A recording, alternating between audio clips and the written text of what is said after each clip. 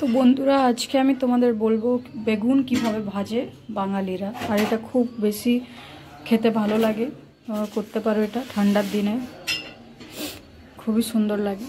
তো এটা আমাদের আজকে ডিনার। আমি ভেজেছি বেগুন, তোমাদের রেসিপিটা এখনই বলবো। আর আমরা আজকে রুটি খাবো কারণ আমাদের সবার সর্দি। আর এটা হচ্ছে সরষের শাক, তো ওটা আমি বেগুন দিয়ে বানিয়েছি। আর এটা পনির, মটর পনির, তো এটা রয়ে গেছে একটুখানি দুপুরেরটা, ওটা খাওয়া যাবে এখন, কেন কি ঠান্ডার দিন খেতে পারি দুপুরেরটা এখন, ঠিক আছে? এটা খারাপ হয় না, ঠান্ডার দিনে কিছু জিনিস খারাপ হয় না তাড়াতাড়ি, তো আমরা খেতে পারি। তো এটা আমাদের আজকে ডিনার। আমি আপনাদেরকে এই রেসিপি আজকে বলবো এই ভিডিওতে, তো পুরো ভিডিও দেখবে। আর আমি খুব বেশি শর্টস ছাড়ি সকাল সন্ধ্যা, ঠিক আছে?